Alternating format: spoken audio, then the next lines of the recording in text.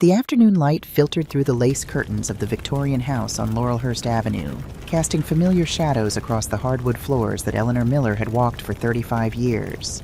She sat in what used to be her living room, though these days it didn't feel like hers anymore, cradling a cup of Earl Grey tea that had gone cold an hour ago. 65 years old, and Eleanor had become a ghost in her own home. The realization hit her every time she heard Derek Sullivan's heavy footsteps on the stairs above. Her son-in-law moved through the house like he owned it, which she supposed with bitter irony was exactly what he wanted people to think. "Babe, where's my protein shake?" Derek's voice boomed from the kitchen, sharp and entitled. "I made it already. It's in the fridge." Madison's reply came quick, almost apologetic. Eleanor's daughter had developed that tone over the past 6 months, the voice of someone constantly trying to prevent an explosion. Eleanor's gaze drifted to the wedding photo on the mantel.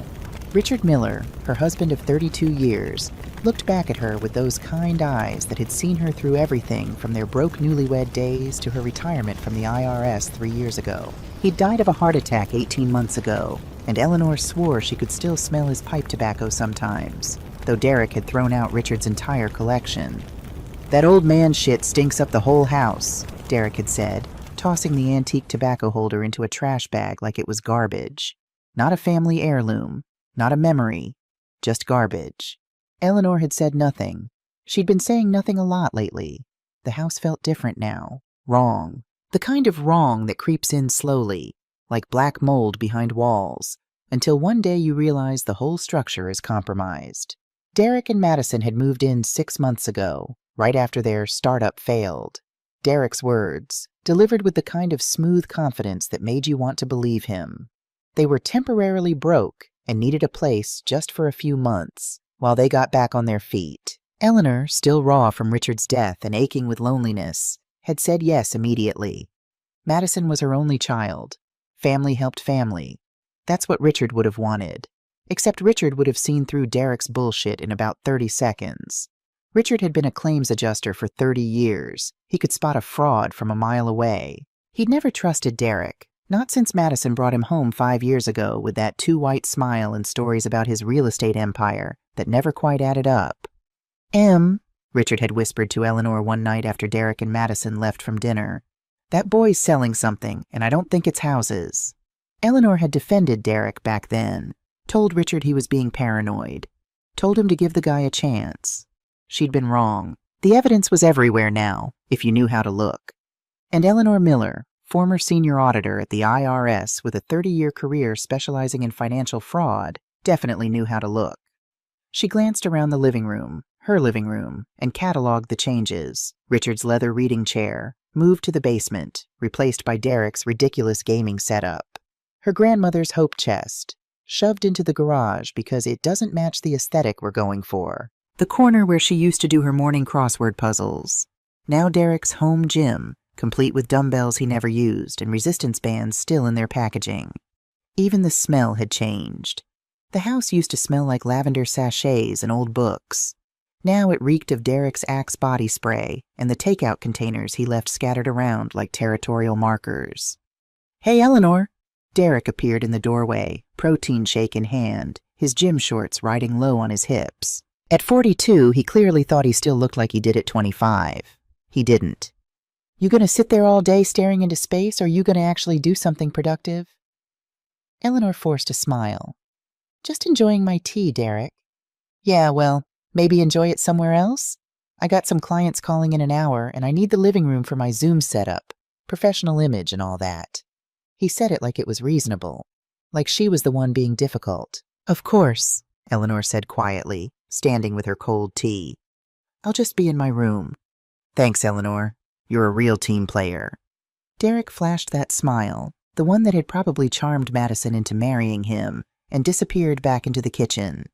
Eleanor climbed the stairs slowly, feeling every one of her 65 years in her knees. Her bedroom was at the end of the hall, the smallest bedroom, because Derek and Madison had claimed the master suite since we're a couple and need more space. She passed what used to be her home office. The door was closed. It was always closed now.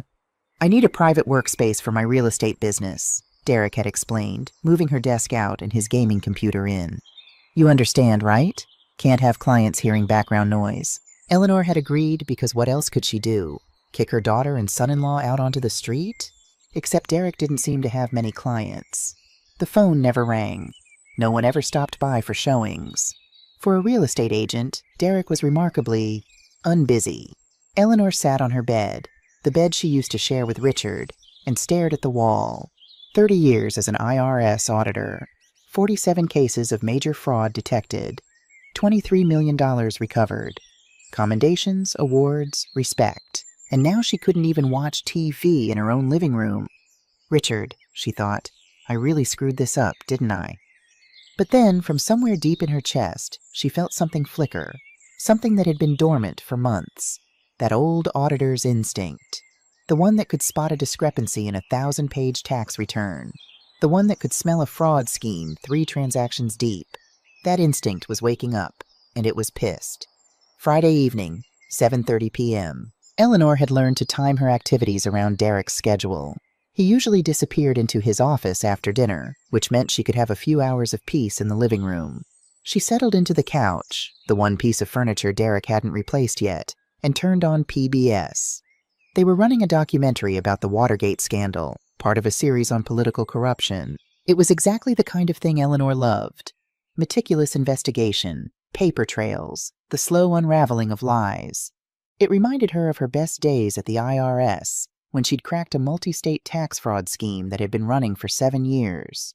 The thrill of matching receipts to bank statements, finding the one transaction that didn't make sense, following the money until the whole house of cards collapsed. God, she missed that feeling. Missed feeling competent, useful, sharp. On screen, reporters were explaining how Deep Throat had leaked information to expose presidential corruption.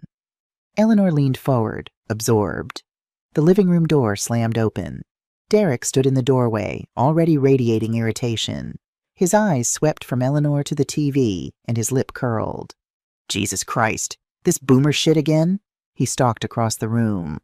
Eleanor, seriously, how many times are you going to watch these old people documentaries? I enjoy them, Eleanor said evenly. They're educational. Educational? Derek laughed, sharp and mean. Babe, he called toward the kitchen.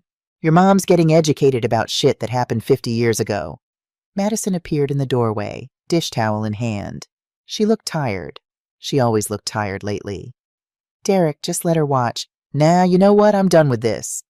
Derek grabbed the TV remote from the coffee table. Derek, please don't, Eleanor started. We're not running a damn nursing home here, Eleanor. He pressed the power button, but the TV stayed on. Eleanor had the cable box remote tucked safely beside her. Derek's face flushed. Give me the remote. I was watching that. Yeah, and you're wasting electricity on outdated propaganda. This house needs to evolve, Eleanor. We're trying to build something modern here, and you're stuck in the Stone Age. It's a documentary about... I don't give a shit what it's about. Derek's voice jumped an octave. This is my space now. I live here. I pay bills. You don't pay bills, Eleanor said quietly. The words slipped out before she could stop them. The room went very still. Derek's eyes narrowed. Excuse me? You don't pay bills, Eleanor repeated, louder this time. I've checked the joint account. There have been no contributions from you or Madison in 6 months. Are you fucking serious right now? Derek took a step closer. We're contributing by being here, by keeping you company, by making sure you don't turn into some sad old lady who dies alone watching black and white TV. Derek, come on, Madison started. No, Madison, your mom needs to hear this. Derek turned back to Eleanor, and there was something ugly in his expression now, something that made Eleanor's stomach clench. You'd be rotting in some state-run elder care facility if it wasn't for us. You should be grateful. We're even here, putting up with your outdated habits and your depressing-ass stories about your dead husband. The mention of Richard hit like a slap. Eleanor stood up slowly. This is my house. Your house? Derek laughed. You mean the house that's falling apart? The house with the leaky roof we had to fix? The house that you can't maintain alone? I never asked you to. No, but we did it anyway, because we're family. Derek grabbed the HDMI cable connecting the TV to the cable box. Derek, don't... He yanked it out. The screen went black. There. Problem solved. Derek tossed the cable onto the floor. Maybe now you'll do something actually useful with your time, like meal prep, or laundry, You know, contribute to the household instead of just sitting on your ass watching TV. Eleanor stared at the disconnected cable lying on the hardwood floor. Something about it, the violence of the gesture, the casual cruelty, made everything crystallize. This wasn't about the TV. It had never been about the TV. This was about control, about making her feel small in her own home, about erasing her piece by piece until there was nothing left but a grateful old lady who knew her place. Eleanor looked up at Derek, then past him to Madison. Her daughter stood in the doorway, dish towel twisted between her hands. Their eyes met. Defend me, Eleanor thought. Please, Madison, say something. Anything. Madison's mouth opened, then closed, then opened again. Mom, she said softly, and Eleanor's heart lifted for just a second. Derek's right. You need to be more flexible. We're trying to build a modern household here. Your habits are stuck in the past, and it's creating tension. Maybe it's time to adjust. Eleanor felt something break inside her chest. Not her heart, that had broken when Richard died. This was different. This was the last fragile thread of hope that her daughter was still on her side. Madison wasn't a victim of Derek's manipulation.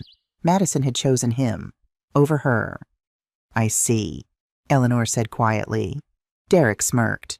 Good, I'm glad we had this talk. Real productive. Now I got a conference call at 8, so I need this room. You can watch TV in your bedroom if you want. We got you that little 13-inch from Target, remember? He left, already pulling out his phone, stepping over the disconnected cable like it was trash. Madison lingered for a moment. Mom, I know it seems harsh, but Derek's trying to help. You have to admit, you've been kind of stuck lately, since Dad died. Get out, Eleanor said softly. Mom, get out. Madison's face crumpled for a second, but then she straightened her shoulders and left. Eleanor stood alone in the living room. The documentary was over. She'd missed the ending. The cable lay on the floor like a dead snake. She bent down slowly and picked it up, examined it. The connector was fine. Derek had just yanked it free, but it wasn't damaged. Everything can be reconnected, Eleanor thought, if you know how. She sat back down on the couch, cable in hand, and stared at nothing. 30 years tracking financial criminals. 30 years following paper trails and finding patterns in chaos. 30 years training her mind to see what other people missed. And she'd missed everything happening right under her nose. But she wasn't missing it anymore. Eleanor Miller, former senior IRS auditor, widow, mother, ghost, felt something cold and sharp settle in her chest. She wasn't going to cry. She wasn't going to rage. She wasn't going to have a breakdown. She was going to do what she did best. She was going to investigate, document, and expose. Derek Sullivan, she thought. You have no idea who you're fucking with. Eleanor didn't sleep that night. She lay in bed, staring at the ceiling, listening to Derek snoring through the wall, Madison's lighter breathing, the house settling around her. Richard used to tell her she had a dangerous mind when she got into auditor mode. You're like a bloodhound when you smell fraud, he'd laugh. Relentless. She'd always taken it as a compliment. Now, in the darkness, she let that bloodhound off its leash. The cable incident wasn't isolated. It was part of a pattern.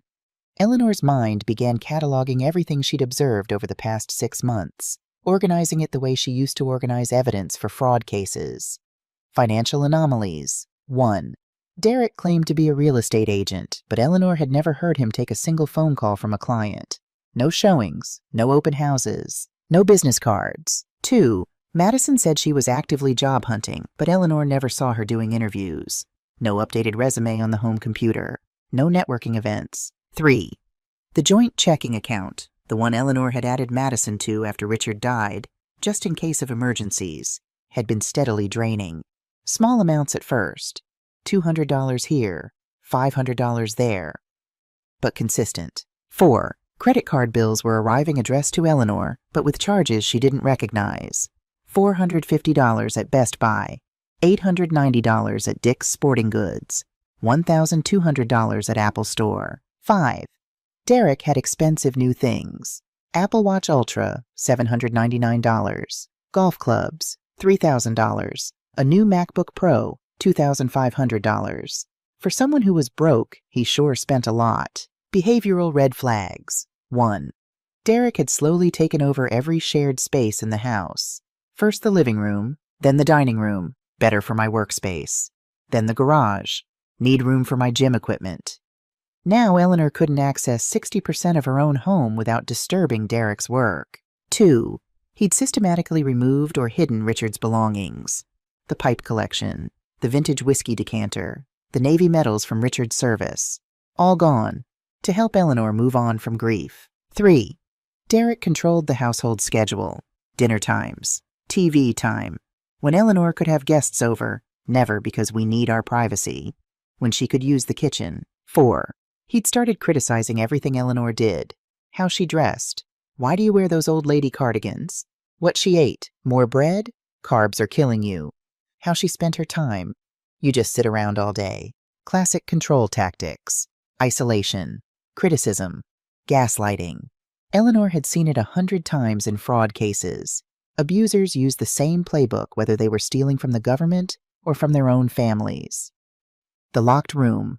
Most suspicious of all, Derek's office, her former office. The door was always locked. Always. Client confidentiality, Derek said whenever Eleanor asked about it. Real estate deals are sensitive, can't have people snooping, but real estate agents didn't lock their offices. They wanted to show properties, show listings, be accessible. What was Derek hiding in there?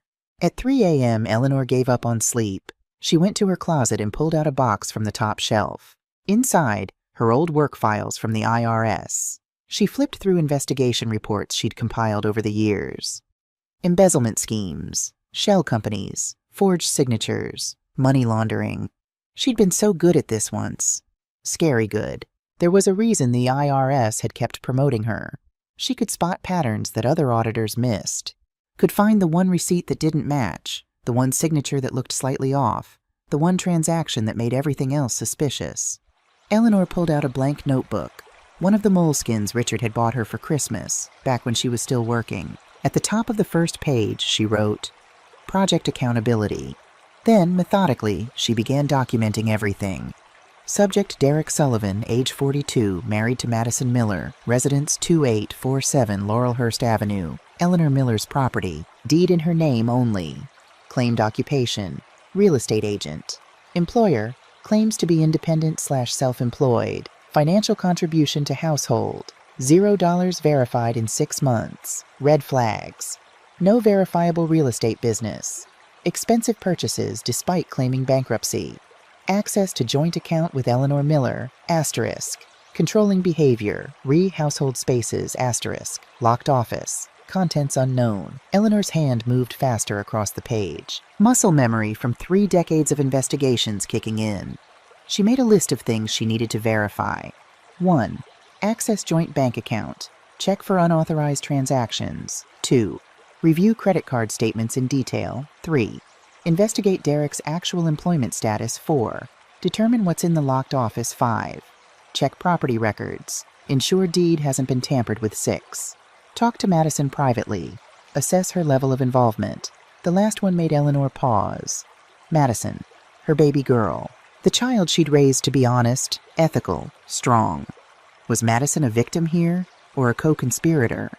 Eleanor's stomach twisted. She wanted to believe Madison was being manipulated, that Derek had gaslit her into compliance, that deep down, her daughter was still the good person Eleanor had raised. But that moment in the living room, Derek's right, Mom. You need to be more flexible. That hadn't sounded like a manipulated woman. That had sounded like a woman who'd made her choice. Eleanor closed the notebook and tucked it under her mattress. Outside her window, Portland was still dark, but dawn was coming. And Eleanor Miller, dormant for 18 months, subsumed by grief and loneliness, was waking up. All right, Derek, she thought. Let's see what you're really up to. Tuesday, 2:17 a.m. Eleanor had been waiting for this moment for 3 days, watching, listening, learning the rhythms of her own house like it was enemy territory. Derek was a heavy sleeper. She could hear his snoring through the walls like a chainsaw. Madison took an Ambien every night around 10 p.m., another new habit Eleanor had noticed.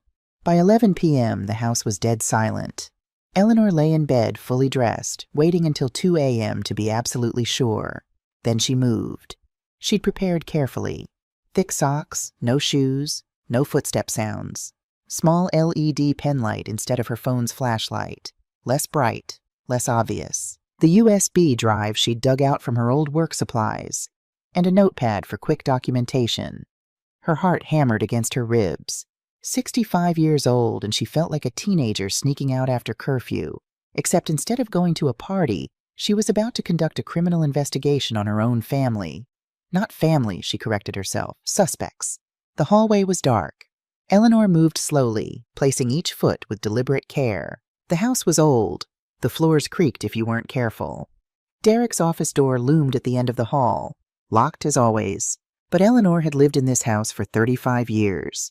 She knew every quirk, every flaw, including the fact that this particular door lock was original to the house, a 1940s pin and tumbler that could be picked with a bobby pin if you knew what you were doing. Richard had accidentally locked himself out of this room once, and a locksmith had shown them the trick.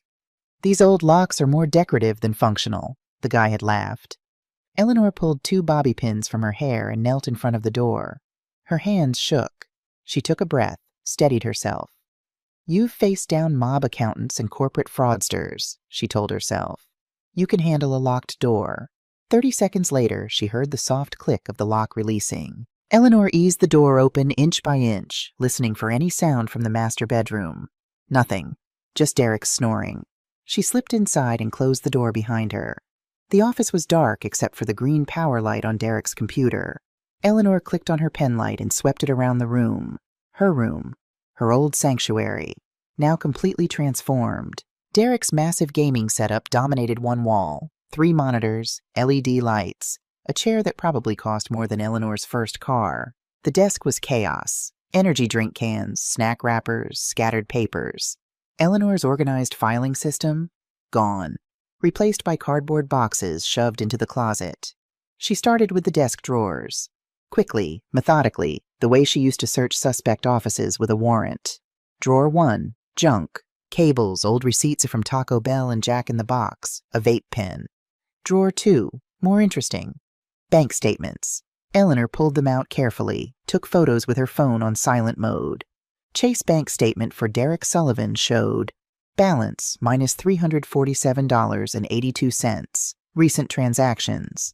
DraftKings minus $500. FanDuel minus $750. BetMGM minus $1,200. Venmo transfer to Tony D. minus $2,000 sports betting. Heavy sports betting. Eleanor's jaw clenched.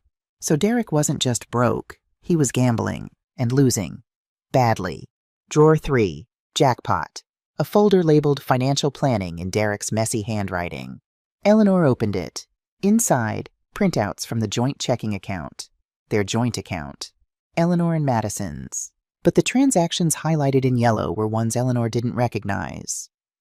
Wire transfer to Sullivan Investments. LLC, $5,000. Wire transfer to Sullivan Investments. LLC, $8,000. Wire transfer to Sullivan Investments. LLC, $12,000. Wire transfer to Sullivan Investments. LLC, $25,000. $50,000. Gone. Eleanor's hands trembled as she photographed each page. Sullivan Investments, LLC. Derek's shell company, no doubt. A way to siphon money legally, or at least legally enough that a casual observer wouldn't notice. But Eleanor noticed. She noticed that the authorization forms all had signatures that looked like hers, almost perfect forgeries. Derek had practiced her signature, gotten it nearly right. The slant of the E, the loop of the M in Miller. But Eleanor had worked fraud cases for 30 years. She could spot a forged signature like a bloodhound could smell fear. The R in Eleanor was slightly too curved.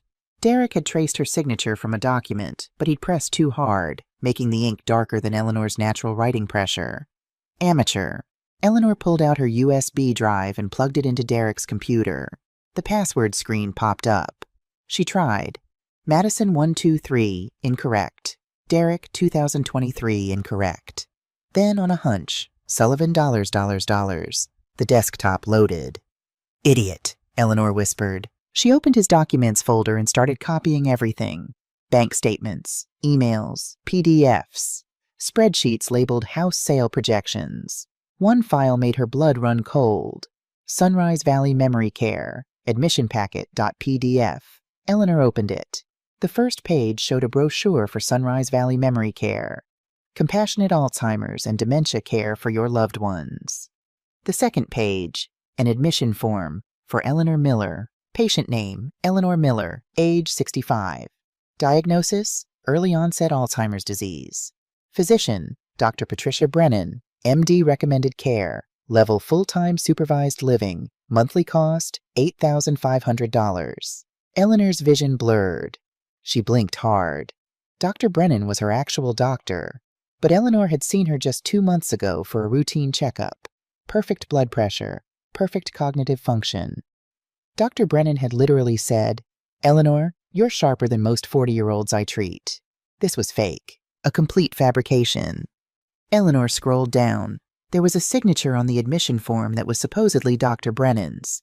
She photographed everything, hands shaking with rage.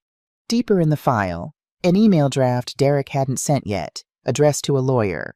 Subject conservatorship petition, Eleanor Miller. Hi, Tom. Following up on our call last week. My mother-in-law, Eleanor Miller, 65, has been showing significant signs of cognitive decline. My wife, Madison, and I are concerned for her safety. We've secured a medical diagnosis from her physician, Dr. Brennan, confirming early-onset dementia. We'd like to move forward with a conservatorship petition so we can make financial decisions on her behalf. The primary asset is her house at 2847 Laurelhurst Avenue, Portland, recently appraised at $900,000.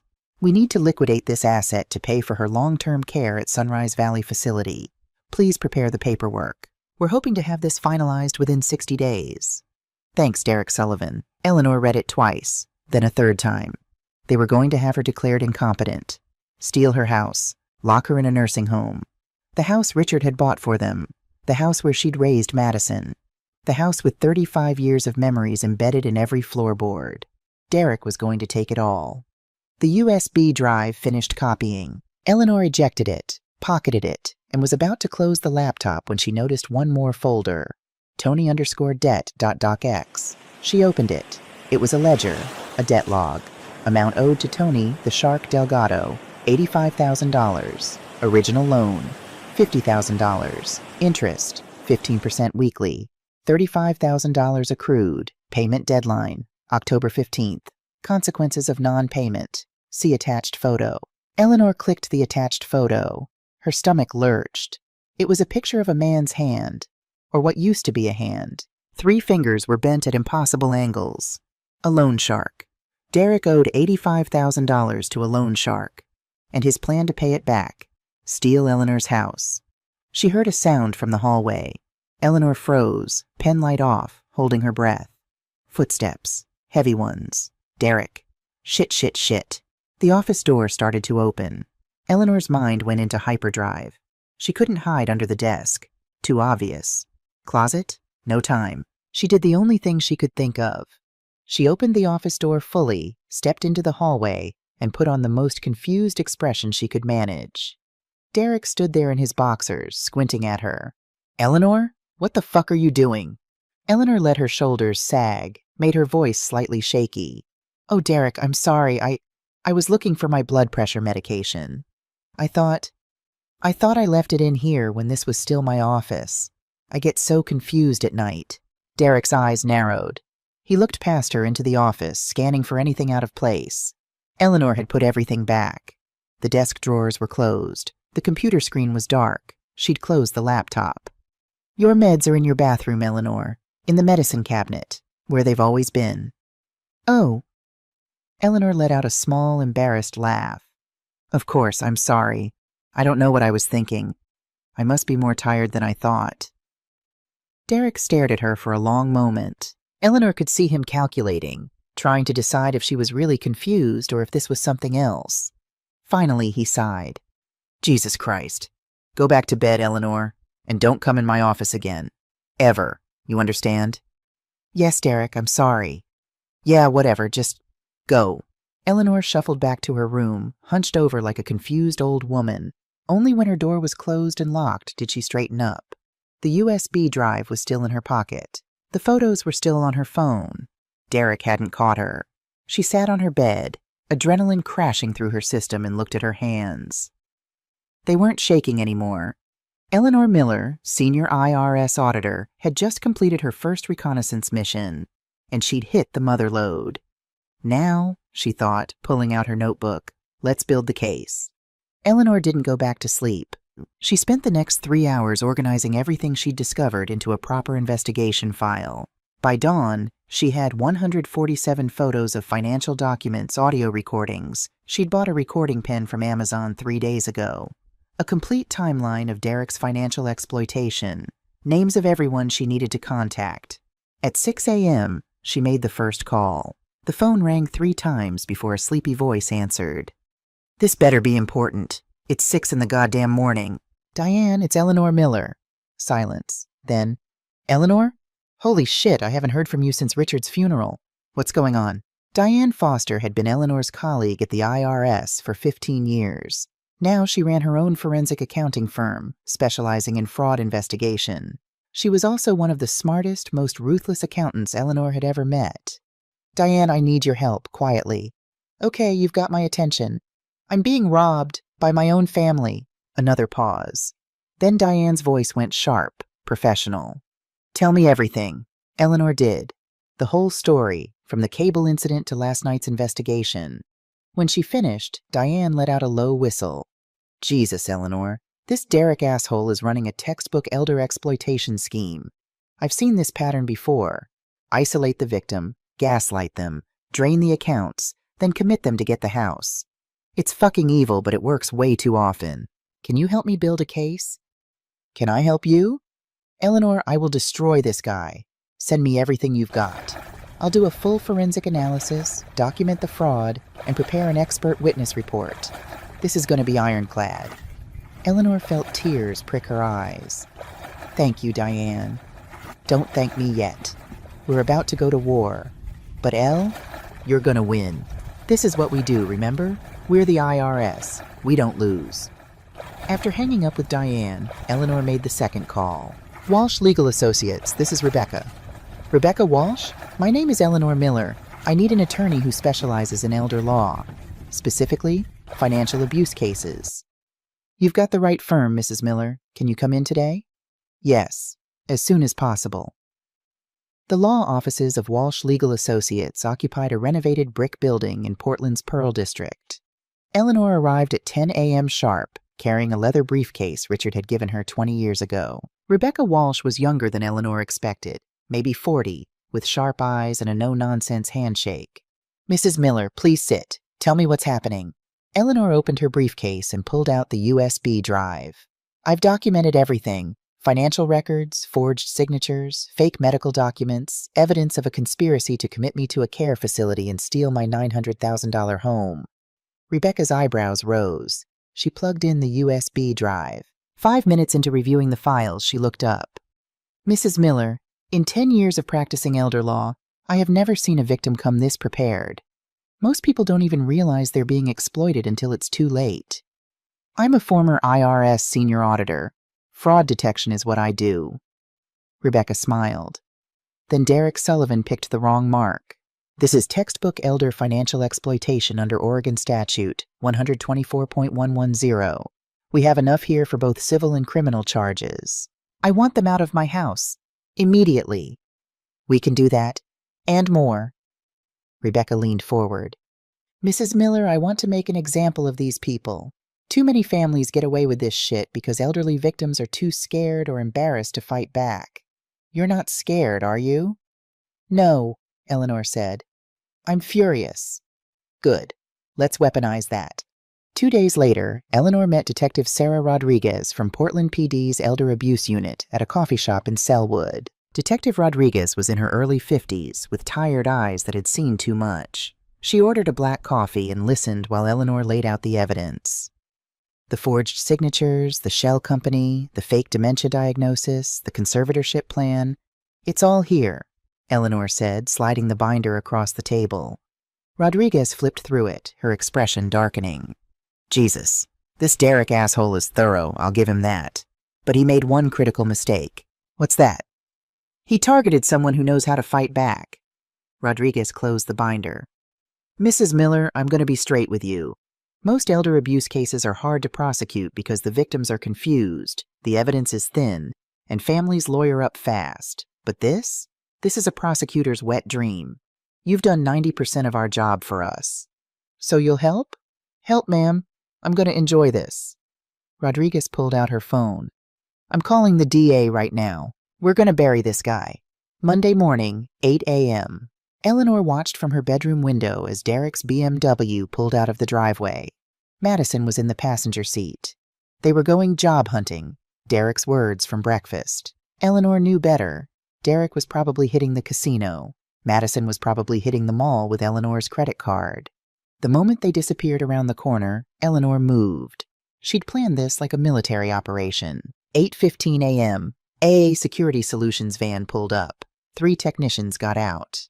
Mrs. Miller, we're here to change all the locks. Every single one, Eleanor confirmed. And I want smart locks on the front and back doors, the kind with cameras and keypads. 9:30 a.m. The locksmith finished. 7 new locks, 2 Ring Pro doorbells with cameras, motion sensors on every entry point. Eleanor tested the front door's new smart lock. The keypad glowed. Only she knew the code. 1985, the year Madison was born. A reminder of better days.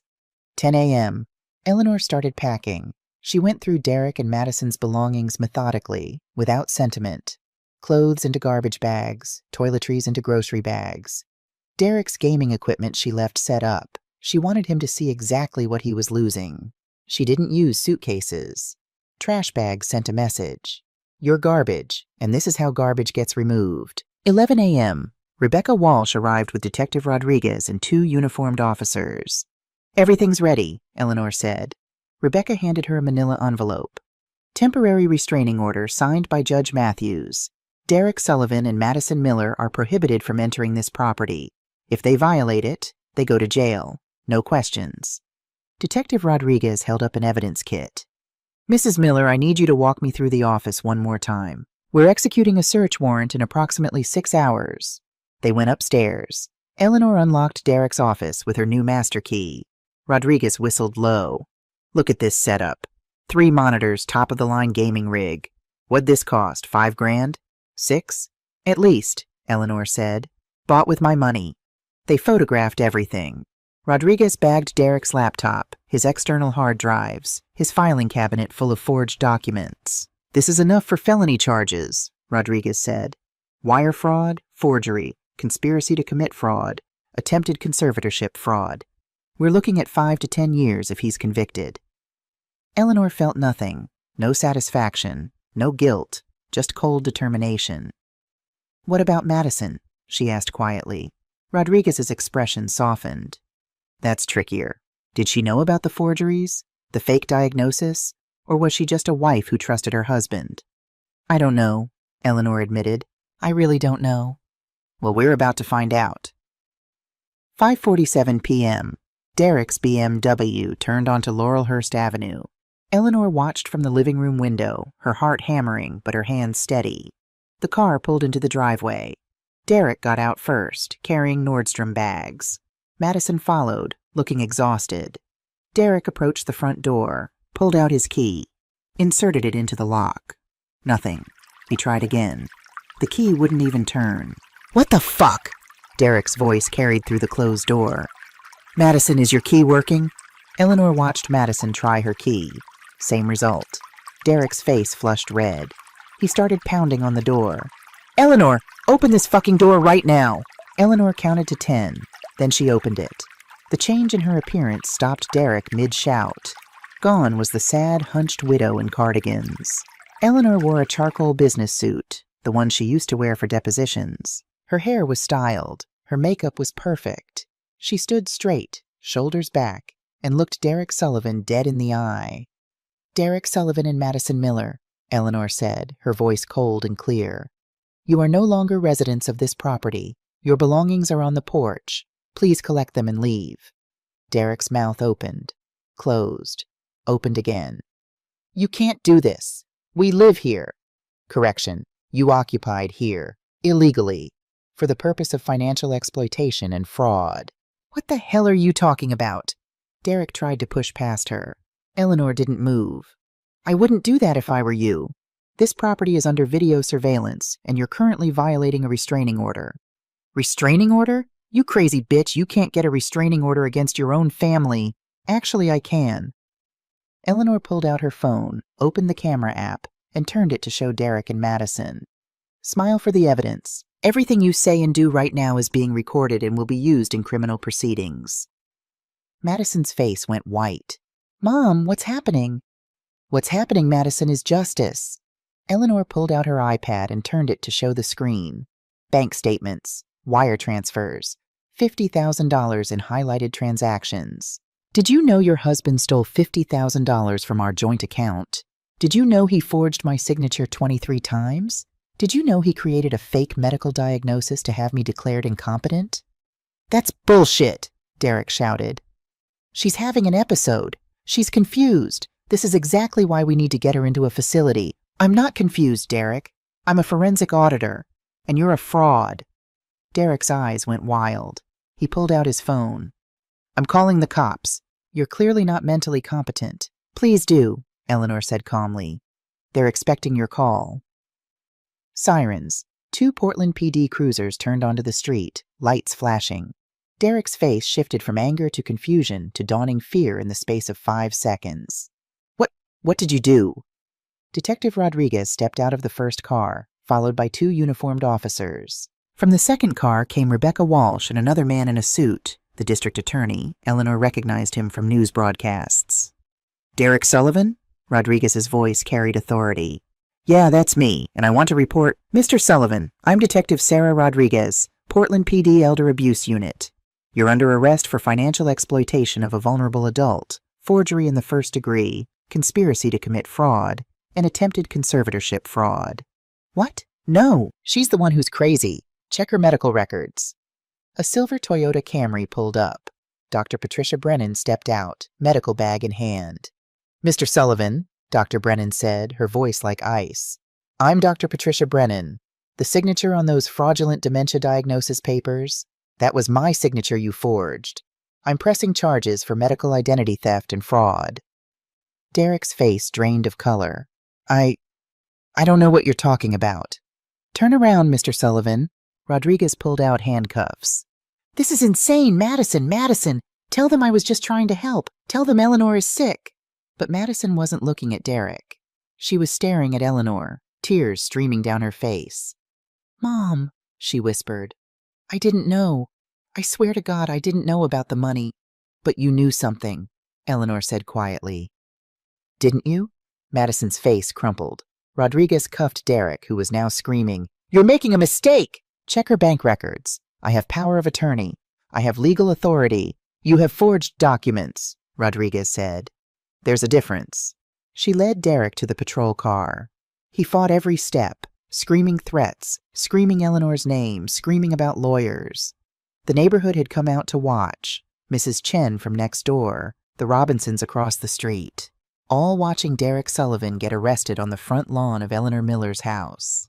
Eleanor felt nothing, just cold, empty satisfaction. Madison stood on the porch, sobbing, trash bags of her belongings at her feet. Madison Miller? The second officer approached. Am I being arrested too? Madison's voice was barely a whisper. Not at this time. But you're a person of interest in an ongoing investigation. Detective Rodriguez will be in touch. The officer left. Madison and Eleanor stood 5 feet apart, a chasm between them. Mom? Don't. Eleanor's voice cracked for the first time. Just, don't. I didn't know about the forgeries, I swear. But I knew he was using your credit cards. I knew he was controlling you, and I let it happen, because it was easier than fighting with him. You chose him over me. I know. Madison's tears fell harder. I know, and I can't take it back. I can't undo it. Mom, I'm so sorry. Sorry doesn't give me back the last 6 months. Sorry doesn't erase the fact that my own daughter stood by while her husband called me worthless in my own home. Eleanor picked up one of the trash bags and held it out. Take your things, leave, and don't come back unless you're ready to face what you've done. Madison took the bag. Her hands shook. Are you pressing charges against me too? Eleanor looked at her daughter, really looked at her, saw the scared, broken woman who'd lost herself trying to please a monster. I don't know yet. Eleanor said honestly. But Madison, you need to decide who you are. Are you Derek's wife, or are you my daughter? Because you can't be both anymore. Madison nodded, grabbed the rest of her bags, and walked to her car. Eleanor watched her drive away. Then she went inside, locked the new smart lock, and allowed herself exactly 5 minutes to cry. After that, she called Rebecca Walsh. "It's done," Eleanor said. "What's next?" "Next?" Rebecca's voice carried grim satisfaction. "Next, we destroy him in court." 3 weeks later, Eleanor sat across from Madison in a quiet corner of Powell's Books Cafe. Madison had asked for this meeting. Eleanor had agreed, mostly out of curiosity. Madison looked terrible. Dark circles under her eyes, hair unwashed. The woman who'd always been so put together was falling apart. "Derek's lawyer called me," Madison said, stirring her coffee without drinking it. "He wants me to testify that you were showing signs of dementia, that Derek was just trying to help, that everything we did was out of concern." "And?" Eleanor's voice was neutral. "And I told him to go fuck himself." Eleanor's eyebrows rose. Madison met her eyes. "I talked to a therapist. A real one, not Derek's bullshit suggestions. She helped me see what was happening. Derek didn't just manipulate you, Mom. He manipulated me, too." She pulled out her phone, opened a video. "The DA's office subpoenaed Derek's phone. They found this." Eleanor watched. It was Derek talking to someone off camera. "Yeah, the old lady's easy to gaslight. Just hide her shit, tell Madison she's forgetting stuff. And boom, instant dementia story. Madison's so desperate to believe I know what I'm doing, she'll back up anything I say." The person off camera laughed. "And the daughter doesn't suspect?" "Madison? Nah, she's too busy trying to be the perfect wife. She'd throw her own mother under the bus if I asked nicely enough." The video ended. Madison was crying. He knew exactly what he was doing, and I was too stupid to see it. "You weren't stupid," Eleanor said quietly. "You were abused. There's a difference." "Is there? Because I still made choices, Mom. I still stood there and let him pull that cable out. I still agreed you were being difficult. Madison." Eleanor reached across the table, took her daughter's hand. "What are you going to do now?" "The DA offered me a deal. Full immunity if I testify against Derek. Tell them everything. The finances I knew about, the control tactics, the times he practiced your signature in front of me." "You saw him practice my signature?" Madison nodded miserably. "He said he was learning to help you with bills since your hands were getting shaky." I believed him. "There's more," Madison whispered. "Derek would hide your stuff on purpose. Your glasses, your keys, your pills. Then he'd show me when you were looking for them and say, 'See, she's losing it.' And I fell for it. Every time." Eleanor felt rage and pity warring in her chest. "Are you taking the deal?"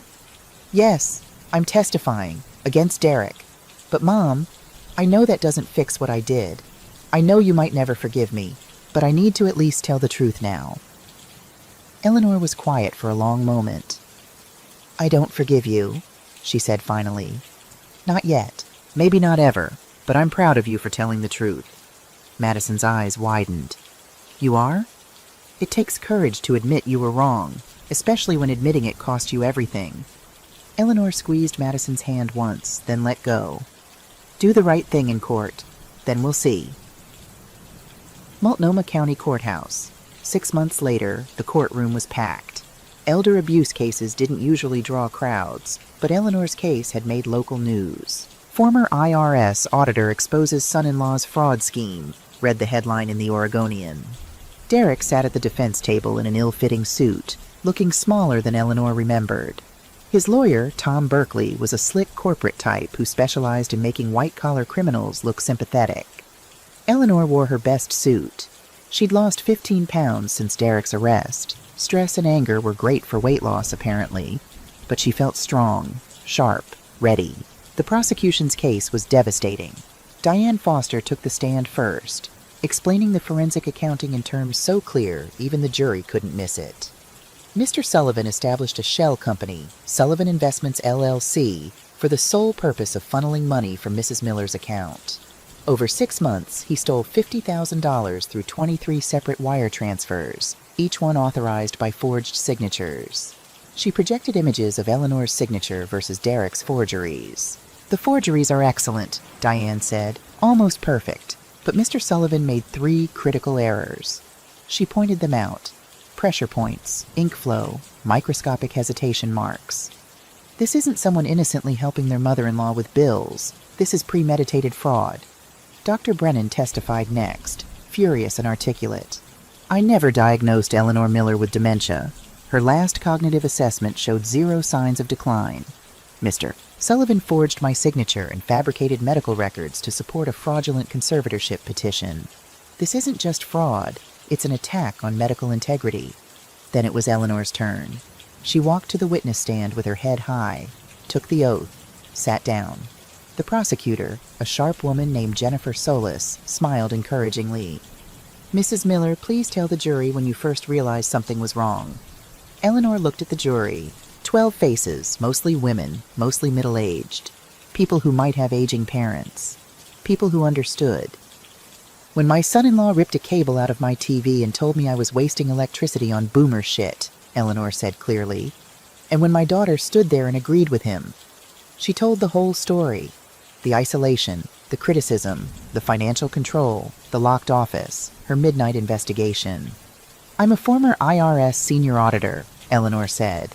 I spent 30 years detecting fraud, and I almost missed the fraud happening in my own home because I wanted to believe my daughter and son-in-law loved me, because I was lonely after my husband died, because victims don't want to admit they're being victimized. Derek's lawyer stood for cross-examination. Mrs. Miller, isn't it true you were grieving heavily after your husband's death? That you were confused, isolated, possibly depressed? I was grieving, Eleanor said. I wasn't confused. But you admit you were isolated? Your client isolated me. He took over my home, removed my belongings, and controlled my access to my own spaces. That's not confusion. That's abuse. Isn't it possible you simply misunderstood his intentions? Eleanor looked directly at the jury. I was an IRS senior auditor for 30 years. I investigated financial crimes for a living. I know exploitation when I audit one. And Derek Sullivan is textbook exploitation. The lawyer tried again. You're just a bitter old woman who can't accept, I'm a competent adult who documented criminal fraud. There's a difference. Jury members nodded. The final witness was Madison. She walked to the stand looking fragile but determined. Ms. Miller, Prosecutor Solis said gently, did you know about your husband's plan to have your mother declared incompetent? No, not the full extent. Madison's voice shook. But I knew things that should have made me suspicious. I knew he was practicing her signature. He told me it was to help her with bills. I believed him because I wanted to believe him. Did you know about the theft? Not until the arrest. But I knew he was using her credit cards. I knew he was controlling her. And I let it happen. Madison looked at the jury. I'm guilty too, not of forgery or fraud, but of cowardice. My mother was being abused in her own home, and I chose to side with my husband because it was easier than standing up to him. She turned to Eleanor, tears streaming. Mom, I'm sorry. I failed you, and I'll spend the rest of my life trying to make it right. The courtroom was silent. The jury deliberated for 4 hours. Verdict, guilty on all counts. Derek Sullivan, 5 years in prison, $50,000 restitution, $25,000 in fines. Madison Miller, no charges filed, cooperating witness. Eleanor sat in the courtroom as the verdict was read, feeling nothing. No triumph, no satisfaction, just exhaustion. Outside, Rebecca Walsh hugged her. You did it. You won. Yeah, Eleanor said. I won. But winning felt hollow when you had to destroy your own family to do it. Madison approached hesitantly. Mom? Eleanor looked at her daughter. Really looked. I'm starting therapy, Madison said. Real therapy. And I'm volunteering at an elder abuse prevention center. I want to help other families avoid what we went through. That's good, Eleanor said carefully. Can we maybe get coffee next month, just to talk? Eleanor considered, then nodded. 1 coffee. We'll see how it goes. Madison smiled through tears. Thank you. Eleanor drove home alone. The house was quiet, empty, hers again. She sat in the living room, turned on the TV. PBS was running the Watergate documentary. The cable was connected. Secure, strong. Eleanor picked up her phone and called the number Rebecca had given her.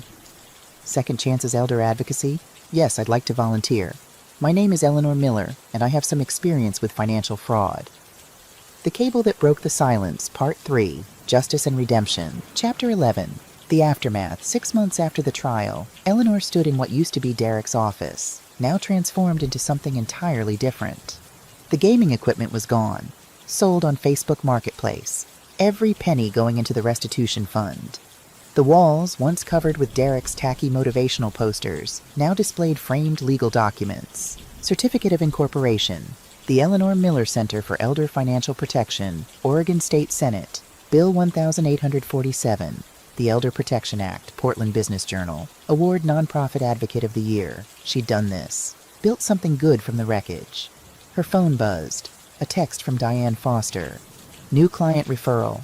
72-year-old woman, son stole her pension. Sending her your way. You're doing good work, Elle. Eleanor smiled. In 6 months, the center had helped 47 seniors recover over $800,000 in stolen assets. Each case felt personal. Each victory felt like vindication. But some wounds hadn't healed. She hadn't spoken to Madison in 3 weeks. Not since their last coffee date had ended with Eleanor walking out mid-conversation because Madison mentioned Derek's appeal. He's saying he was trying to help you, Mom. That the jury didn't understand. Eleanor had stood up, left a 20 on the table, and walked away. Madison's texts afterward went unanswered. I'm sorry. I wasn't defending him. I was just telling you what he said. Mom, please, can we talk? I know I don't deserve your forgiveness, but I miss you. Eleanor deleted them all. Some betrayals, she thought, were just too deep. A knock on the center's front door. Eleanor glanced at her watch. 7 p.m. They were officially closed. She opened the door anyway. Madison stood there, looking worse than Eleanor had ever seen her. Her hair was pulled back in a messy ponytail. No makeup, sweatpants, and a hoodie that looked like she'd been sleeping in it. I know you don't want to see me, Madison said quickly before Eleanor could speak. But I need to tell you something, face to face. Eleanor considered closing the door. Instead, she stepped aside. 5 minutes. They sat in the center's consultation room, the room where Eleanor had comforted dozens of elderly victims, held their hands while they cried about children who'd stolen their life savings. Now her own daughter sat across from her. Derek called me from prison, Madison said. Eleanor's jaw tightened. You shouldn't be taking his calls. I didn't. He used someone else's phone privileges. But Mom, listen, he threatened me. He said when he gets out, he's coming after both of us. He said you destroyed his life and I betrayed him, and he's going to make us pay. Forward the recording to Detective Rodriguez. I did. She said there's nothing they can do unless he makes a direct threat of violence. This was vague enough to not count. Madison's hands shook. Mom, I'm scared. Not just for me. For you. Eleanor had received her own threatening letters from Derek. She'd filed them away in a folder labeled Evidence, Ongoing Harassment. She wasn't scared. She was prepared. Derek's appeal will fail, Eleanor said calmly. His lawyer is grasping at straws. He'll serve his full sentence, and when he gets out, he'll have nothing. No money, no house, no wife. I divorced him, Madison interrupted. The papers went through last week. I'm not Madison Sullivan anymore. I went back to Miller. Eleanor felt something shift in her chest. You did? Yeah. I should have done it right after the arrest, but I don't know, scared of being alone? Pathetic, right? Madison laughed bitterly. 38 years old, and I still don't know who I am without someone else defining me. You're my daughter, Eleanor said quietly. That's who you are.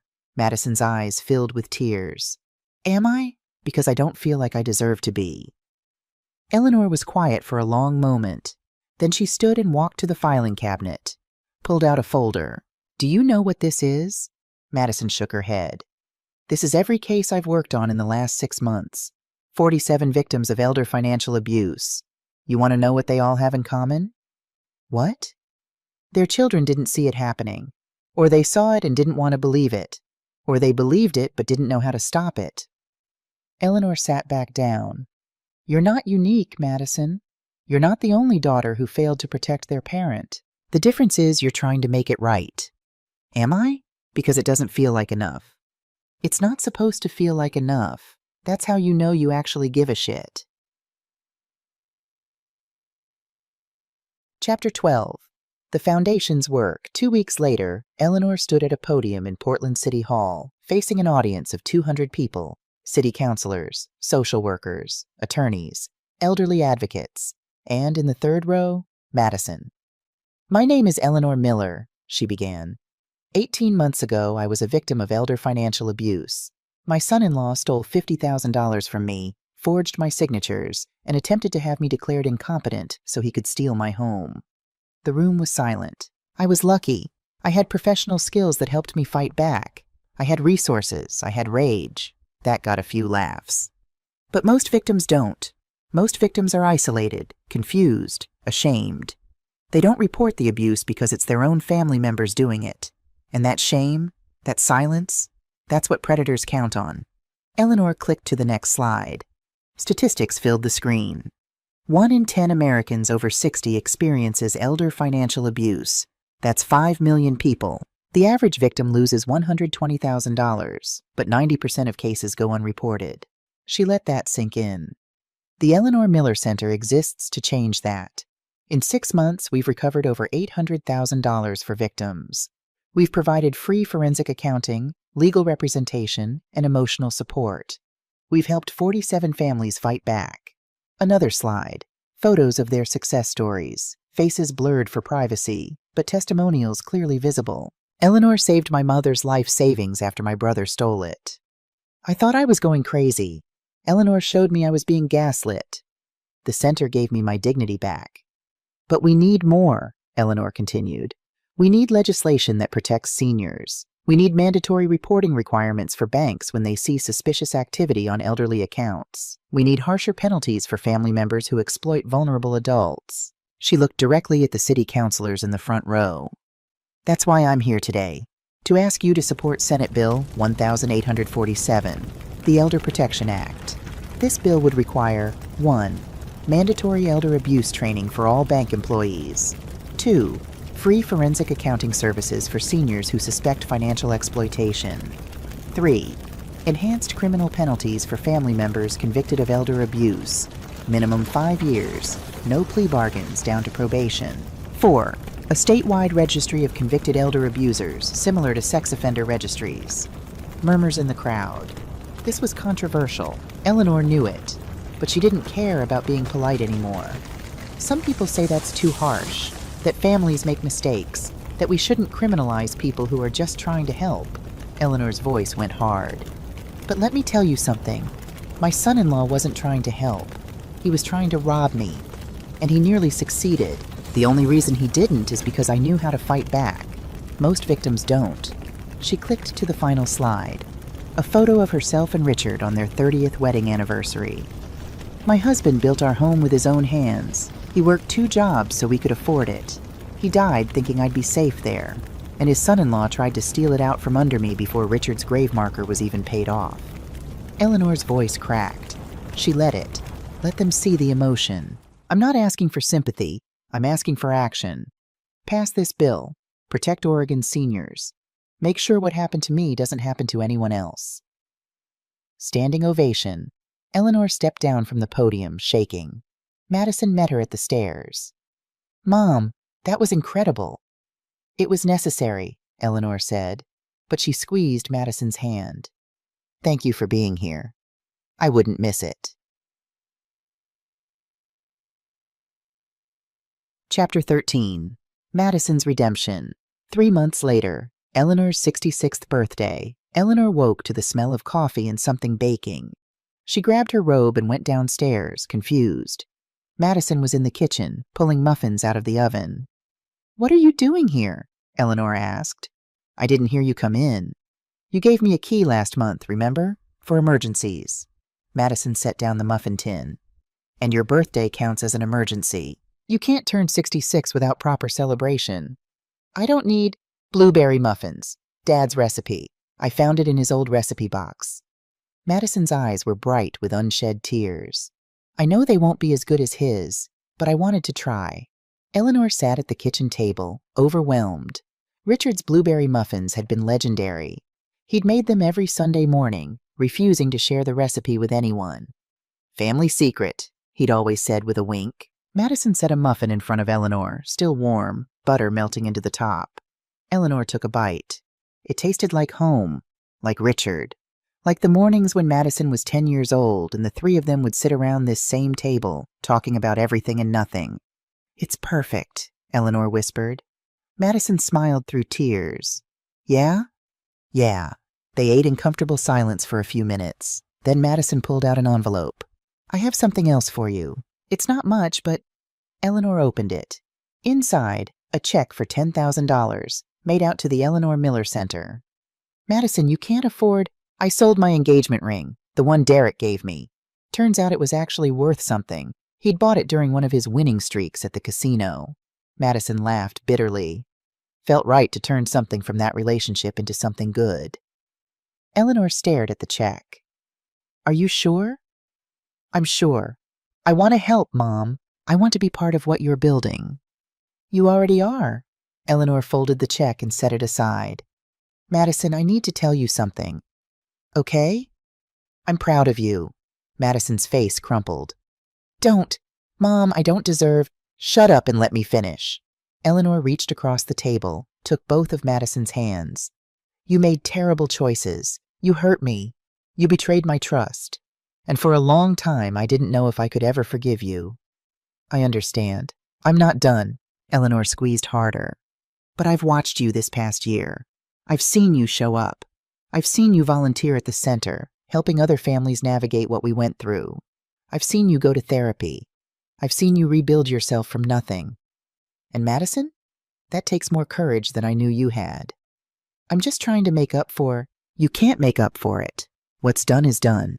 But you can move forward. And you are. Every single day you're choosing to be better. That's not weakness. That's strength." Madison sobbed openly now. "I miss Dad. I miss who I was before Derek. I miss us." "I know, honey. I miss us too." Eleanor stood and wrapped her arms around her daughter. "But we're not that family anymore. We're a new family. One built on honesty instead of silence, on accountability instead of denial, on strength instead of fear. Can we do that? Can we really rebuild?" "We're already doing it." Chapter 14. The Blog That Went Viral. Madison started a blog 3 months after Eleanor's birthday. The Daughter Who Failed, A Journey Back to Integrity. Her first post was titled, "How I Let My Mother Become a Ghost." She wrote, "My name is Madison Miller. I'm 39 years old, and I'm the daughter who stood by while her husband abused her mother. I didn't hit her. I didn't steal from her directly. But I enabled someone who did. I chose comfort over courage. I chose my marriage over my mother's safety. And I need to own that. This blog is my attempt to document the journey back from moral failure, to show other people who failed their families that redemption is possible, but only if you're willing to do the hard work of becoming someone better. This isn't a story about forgiveness. My mother hasn't fully forgiven me, and she shouldn't have to. This is a story about accountability, about looking at yourself in the mirror and seeing the coward you were, and deciding to become someone brave. Here's what I've learned so far. 1. Abuse doesn't always look violent. Sometimes it's a cable yanked from a TV. Sometimes it's a voice telling someone they're worthless until they believe it. Sometimes it's silence when you should speak up. 2. Loving someone doesn't mean enabling them.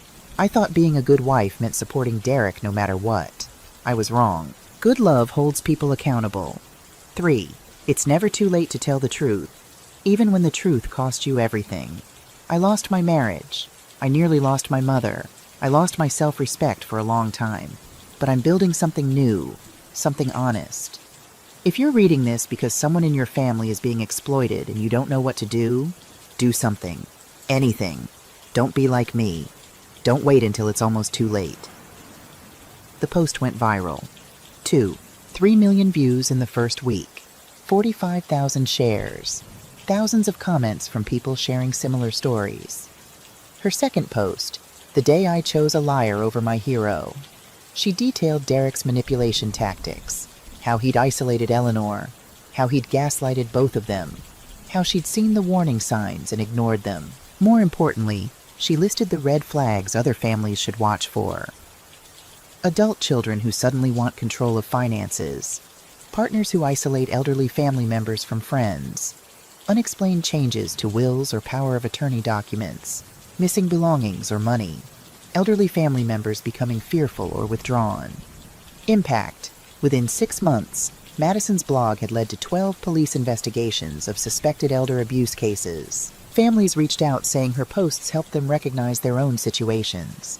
The Oregon State Legislature invited her to testify about Senate Bill 1847.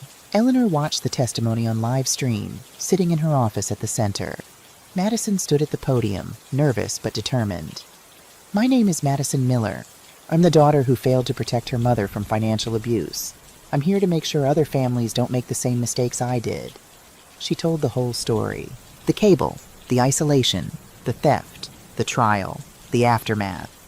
Senate Bill 1847 would have helped my mother fight back sooner. It would have given her more resources, more protection, more options. Please pass this bill. Not for me. I don't deserve your sympathy. But for the thousands of Oregon seniors who are being victimized right now while we sit here debating. The bill passed. 24-6 in the Senate, 48-12 in the House. Governor signed it into law 3 weeks later. Eleanor was there for the signing ceremony. Madison stood beside her. The governor handed Eleanor the signing pen. "Mrs. Miller, this bill exists because of your courage. Thank you." Eleanor turned to Madison, held out the pen. "This belongs to both of us." Madison's eyes widened. "Mom, take it. You earned it." Madison took the pen with shaking hands. "Thank you," she whispered. "Don't thank me. Just keep helping people." Chapter 15. The Cable That Holds. Ending. Christmas Eve. 2 years after Derek's arrest, snow fell softly on Laurelhurst Avenue, dusting the Victorian house in white. Inside, Eleanor Miller sat in her living room, truly her living room now, watching the lights twinkle on the Christmas tree. The house felt different. Better. Whole. The living room had been redecorated. Richard's reading chair was back from the basement, reupholstered in deep burgundy. Eleanor's grandmother's hope chest sat in the corner, polished and filled with photo albums. The walls displayed family photos. Eleanor and Richard's wedding. Madison as a baby. 3 generations together. And on the mantel, the signing pen from Senate Bill 1847, mounted in a small display case with a plaque. The Eleanor Miller Elder Protection Act, because silence enables abuse. The TV was on. PBS was running the Watergate documentary again. Eleanor smiled. She'd seen it a dozen times now, but it never got old. A knock on the door. Madison came in, arms full of wrapped presents, cheeks pink from the cold. "Merry Christmas, Mom." "Merry Christmas, honey." Madison set down the presents and took off her coat. She was wearing the sweater Eleanor had given her last Christmas, soft blue cashmere, with a note that said, "For new beginnings." "How is the center today?" Madison asked. She'd been volunteering there full-time for the past 6 months, coordinating their outreach programs. "Busy. We helped 3 new families file reports. 1 case is already going to the DA. "That's amazing." Madison settled onto the couch beside Eleanor. "Oh, I brought something." She pulled out a manila envelope. "What's this?" "Open it." Inside, the final divorce decree. Derek Sullivan's signature was at the bottom, along with a note from his lawyer. "Mr. Sullivan has waived all rights to appeal. Divorce is final. He will not contest." "It's over," Madison said softly. "Legally, financially, completely over." Eleanor hugged her daughter. "How do you feel?" "Free," Madison laughed. "Terrified, but free." They sat in silence for a moment, watching the documentary. On screen, investigators were explaining how they'd traced the money, followed the paper trail, exposed the corruption. "You know," Madison said, "this was the documentary you were watching that night, when Derek pulled the cable." "I know." "Do you ever think about what would have happened if you hadn't fought back? If you just let him get away with it?" Eleanor considered. "I'd probably be in a nursing home right now. Derek would have sold the house, taken the money, and moved on to his next victim. And you'd still be trapped in an abusive marriage, thinking it was normal." "Jesus," Madison shuddered. "That's dark. But it didn't happen, because I didn't stay silent." Madison looked at her mother. "You saved us both, you know. Not just yourself, Me too. I was drowning and I didn't even know it. You saved yourself, Madison. I just showed you the way out. The documentary ended. Eleanor picked up the remote, about to turn off the TV. Wait, Madison said. Can we watch something together? Maybe one of Dad's old Christmas movies? Eleanor smiled. White Christmas or It's a Wonderful Life? It's a Wonderful Life, definitely. Eleanor found the DVD in Richard's collection. He'd always insisted on having physical copies, in case the internet goes down. She loaded it into the player. As the opening credits rolled, Madison said quietly, Mom, I have something else for you. Madison, you already gave me. It's not a present, it's a question. Madison took a deep breath. The center is expanding. We're opening a second location in Eugene. We need a full-time director of operations, someone who understands the work, who's passionate about it, who families can trust. Sounds like you're describing yourself. I'm asking if you'd let me apply for the job, officially, not as your daughter, but as a qualified candidate. Eleanor looked at Madison, really looked, saw the woman she'd become over the past 2 years, stronger, wiser, humble but determined. You're hired, Eleanor said. But Madison? No special treatment. You screw up, I'll fire you just like any other employee. Madison laughed. Deal. They watched the movie together, quoting the lines they'd memorized as a family decades ago. When George Bailey ran through the snowy streets shouting Merry Christmas, Madison leaned her head on Eleanor's shoulder. I love you, Mom. I love you too, honey. Outside, snow continued to fall. The neighborhood was quiet, peaceful. Christmas lights twinkled in windows up and down the street. Eleanor looked at the TV. The cable connection was perfect. She'd upgraded to a new system last year, professional installation, everything color-coded and organized. That cable Derek had yanked out? Eleanor had kept it. It sat in a shadow box in her office at the center, labeled, the cable that started it all. But that old cable wasn't the important one anymore. The important connection was the one sitting next to her on the couch, the one she'd almost lost and then fought like hell to rebuild. Eleanor's phone buzzed. A text from Detective Rodriguez. Merry Christmas, Eleanor. FYI, Derek's appeal was officially denied. He's serving the full 5 years. Thought you'd want to know. Eleanor showed the text to Madison. Good, Madison said simply. He deserves every day of it. Agreed. Eleanor put her phone away. Derek Sullivan was the past. A closed chapter. A cautionary tale. This, her daughter beside her, the center thriving, lives being saved. This was the future. Final scene. 3 hours later, after the movie ended and they'd finished the leftover pie, Madison prepared to leave. Same time next week? For New Year's? Madison asked, bundling into her coat. Absolutely. Bring champagne. We're celebrating. Celebrating what? 300 families helped. $4.2 million recovered. Senate Bill 1847 expanded to 4 states. And, Eleanor smiled, the fact that we made it through hell and came out the other side. Madison hugged her mother tight. I'm proud to be your daughter. I'm proud you're my daughter. Now get out of here before you get all sappy on me. Madison laughed and left. Eleanor stood in the doorway, watching her daughter's car pull away, taillights disappearing into the snowy night. Then she went inside, locked the door, new smart lock, new security system, new sense of safety, and returned to the living room. The TV was still on, playing the menu screen for It's a Wonderful Life on loop. Eleanor sat in Richard's chair, picked up the framed photo from the side table, her and Richard on their wedding day, impossibly young, impossibly happy. We did it, Richard, she whispered. Our girl came back. She's going to be okay.